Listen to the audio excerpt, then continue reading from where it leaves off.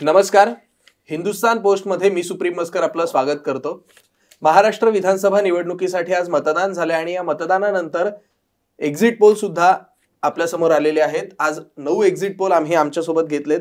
त्या 9 exit poll मधल्या एकंदरीत निष्कर्षातून आणि एकंदरीत काय घडतंय किंवा काय होऊ शकतं या सगळ्या गोष्टींवरती आज आम्ही चर्चा करणार आहोत. आपल्यासोबत आहेत हिंदुस्तान पोस्टचे राजकीय संपादक सुजित मामुलकर सर आणि दुसरीकडे आहेत मुंबई महापालिका प्रतिनिधी आणि मुंबईतल्या राजकीय आणि सामाजिक विषयांची जाण असणारे सचिन धांजी सर. त्यांच्याशी आपण बातचीत करतोय. नमस्कार सर. सगळ्यात पहिला आपल्याला मी प्रश्न विचारतो की हे एक्झिट पोल आता जे काही आपल्या डोळ्यासमोर आपल्याला जे काही आकडेवारी दिसते या आकडेवारीनुसार महायुती की महाविकास आघाडी या दोन्हीपैकी कोणाला बहुमत मिळेल असं आपल्याला वाटतंय? ही आकडेवारी आणि म्हणजे एक्झिट पोल पाहता याच्यामध्ये बऱ्याच 9 पैकी जवळपास 6-7 एक्झिट पोलमध्ये महायुतीला त्यांनी बहुमत असं दाखवलेलं आहे. 150 ते 60-70 मॅक्सिमम 170. तर एकंदर हे बघता म्हणजे एक्झिट पोल आता मागचे अनुभव बघता एक्झिट पोल किती खरे होतं त्यावर शंका आहेच, ती सांगता येत नाही. पण एक्झिट पोल खरे मानले तर मग महायुतीला म्हणजे महायुतीला ते फेवर सत्ता महायुतीची येईल असं वाटतंय. काय सांगा सचिन?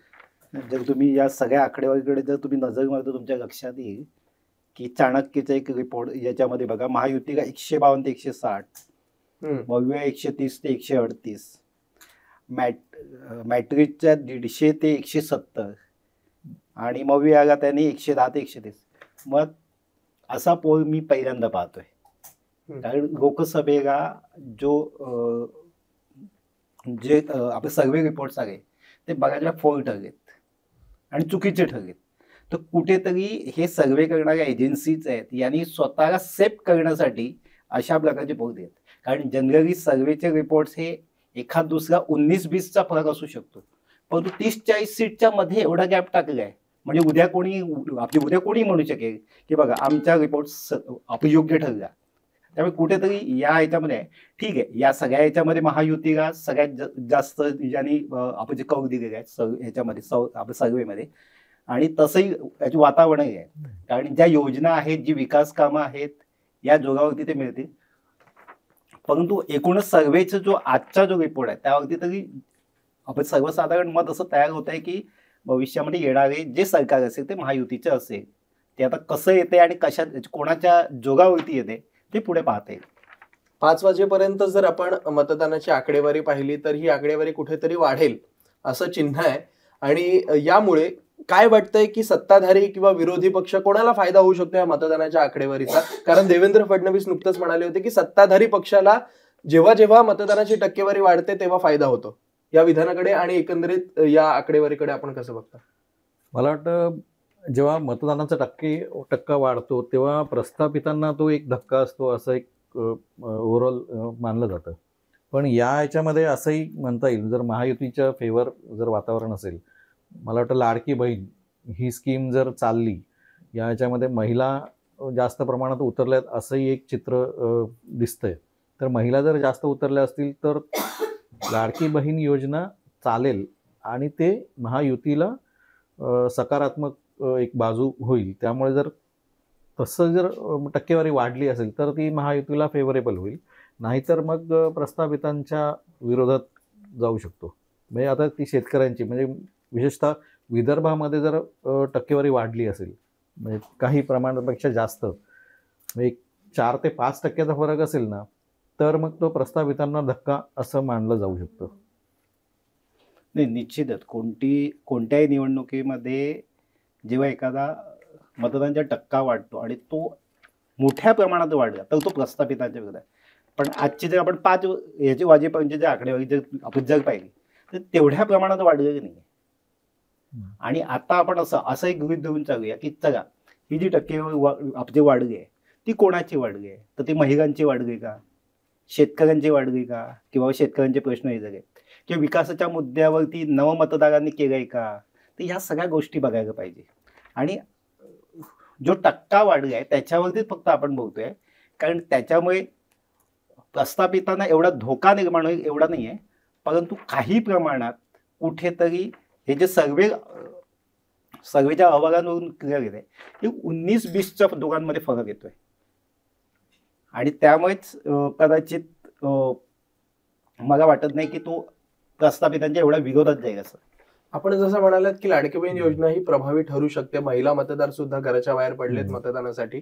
पण दुसऱ्या बाजूला महायुतीनं 2100 रुपयाची जर ते सत्तेत आले तर एक निधी देणार असं सांगितलंय, तर दुसऱ्या बाजूला महाविकास आघाडीनं 3000 रुपये देणार असं सांगितलंय. ह्या सगळ्या गोंधळामध्ये काही महिला मतदार मध्ये संभ्रम निर्माण होण्याचा किंवा काही मतदान इतरांना दुसऱ्या आघाडीला किंवा युतीला देण्याचा काही हे होऊ शकतो का?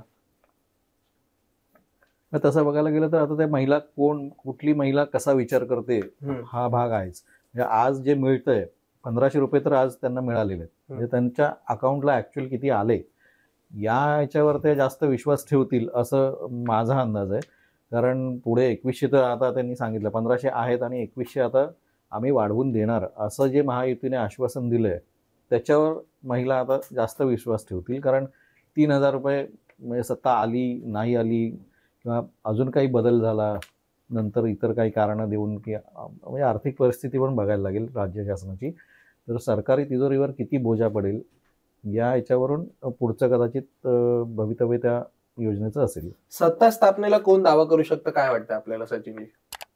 नाही, आता महत्वाचं म्हणजे जी कट जे आता सर्वे अहवालातून जे आले ते कट आहे.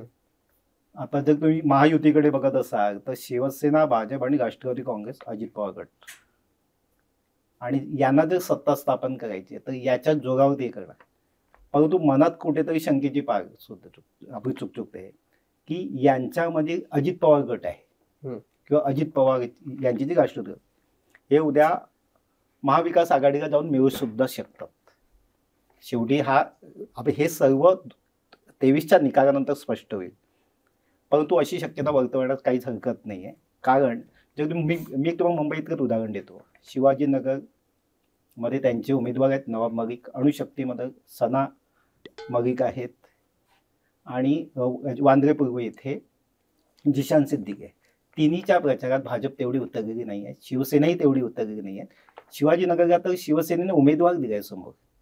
त्यामुळे एकूणच युतीचे उमेदवार म्हणून तुम्ही एका बाजूला म्हणताय आणि तिकडे युती धर्म सुद्धा पाळला गेला नाही. त्यामुळे हेच कारण त्यांना असू शकेल की एनसीपी त्यांच्यापासून लांब होऊन ते महाविकास आघाडीला मिळू शकतात. परंतु दुसऱ्या बाजूला एनसीपीची अजून एक महत्वाची बाब तुम्हाला लक्षात आणून देतोय. काही मतदारसंघामध्ये भाजपने आपले काही उमेदवार हे एनसीपीकडे पाठवून दिलेले आहेत आणि त्यांच्या एनसीपीकडून त्यांना उमेदवारी दिली आहे. त्यामुळे ते सुद्धा महत्वाचे आहे. म्हणजे उद्या एनसीपीकडून दगापटका झाला तर मोठ्या प्रमाणात मोठा एक गट सुद्धा एनसीपीकडून फुटून तो भाजपकडे येऊ शकतो किंवा शिंदेकडे येऊ शकतो. ही सुद्धा शक्यता जर अशा प्रकारची घटना घडली तर. हाच प्रश्न होता सुजितजी. अजितदादांच्या जर 15 ते 20 जागा निवडून आल्या तर त्यांची काय भूमिका असेल असं काय वाटतंय आपल्याला? अजितदादांच्या 15 ते 20 जर जागा आल्या तर बाकी म्हणजे महायुतीमध्ये महायुतीला म्हणजे भाजपला किती जागा मिळत आहेत, शिंदेंना किती जागा मिळत आहेत आणि अजित पवार यांच्या 15 ते 20 जागा असतील तर ते त्याच्यावर डिपेंड असेल की अजित पवारांची भूमिका काय असेल. आता याच्यामध्ये एक प्रश्न निर्माण होतो की सगळ्यात जास्त जागा आता भाजप लढते. तर भाजपच्या ज्या मागच्या 2019ला ज्या आल्या आहेत ते 105 आहेत आणि आता यांनी सगळ्यांनी मिळून जे काही आकडेवारी दिली आहे ती युतीला म्हणजे आता भाजप, शिवसेना आणि अजित पवार असे 185च्या आसपास सदस्य संख्या आहे, आमदारांची संख्या. आणि आता याच्यामध्ये सर्वेमध्ये सगळ्यात जास्तीत जास्त आकडा जो आहे तो 170 महायुतीचा. म्हणजे 20-25ने तसंही 10-15ने कमी होते. तर मला वाटतं सगळ्यात मोठा पक्ष आता कुठला येईल, भाजप असेल अशी शक्यता आहे जर या सर्वेचा आणि एक्झिट पोलचा विचार करता. तर त्याच्यामध्ये आता भाजप जर मोठा पक्ष असेल तर मग तो भाजप मला वाटतं शिवसेना पण त्या प्रमाणात येईल, 30 ते 35 येतील आणि अजित पवार 25-30 किंवा 20-25 आले तर मला वाटतं अजित पवारांची पहिली पसंती महायुती ही इकडेच असेल. कारण आता त्यांनी त्यांच्याशी जुळवून घेतलेलं आहे बऱ्यापैकी. त्यांना एक अंदाज आलेला आहे की कोणाची भूमिका काय असेल आणि कसं ॲडजस्ट करायचं. तर कारण आणि दुसरा भाग असा आहे की इकडे महायुतीमध्ये शरद पवार आहेत. तर शरद पवारांकडे जर जायचं असतं त्यांना तर ते आता गेलेच असते ना, म्हणजे तर ते महायुतीतून ह्याच्यातून राष्ट्रवादीतून फुटलेच नसते. असाही एक प्रश्न आहे. पुन्हा त्यांनी जे आरोप केलेले आहेत आता पवार कुटुंबामध्ये पण तसं फार चांगलं होईल असं वाटत नाही. असं त्यांनी एकदा बोलून पण दाखवलं की आता पवार कुटुंबातले संबंध कितपत सुधारतील यात शंका आहे. एकंदरीत 23 तारखेच्या निकालानंतर जर त्रिशंकू परिस्थिती निर्माण झाली तर किंग मेकर कोण असेल, काय वाटतं आपल्याला? म्हणजे आता त्याच्यामध्ये तुम्ही इतरांची जर संख्या जर बघितली तर त्यामध्ये जास्तीत जास्त संख्या ही 18 ते 23 किंवा एवढ्या प्रमाणात दाखवत. आता म्हणजे किंग मेकर जर तुम्ही त्यातला कोण किंग मेकर होतोय तर तेही महत्वाचे आहे. म्हणजे मनसे आहे, भव्य आहे, स्वाभिमानी पक्ष आहे किंवा इतर छोटे मोठे पक्ष आणि अपक्ष जे बंडखोरी करून उभे आहेत, जे अपक्ष म्हणून उभे आहेत, यांची सगळ्यांची यात्रा छोट्या छोट्या पक्षामधल्या कोणाचे आमदार किती येतात याच्यावरती सगळ्या अवलंबून आहे. आता राज ठाकरेंचे एक विधान आहे की आम्ही सत्तेतले महत्वाची भूमिका आम्ही बजावणार आहेत आणि भाजपाचं सरकार सत्तेवर येणार. त्यामुळे मनसेचे किती आमदार निवडून येतात हे महत्वाचं आहे. त्यामुळे मनसेचे 4 येतात, 5 येतात, 3 येतात हेच विषय आहे.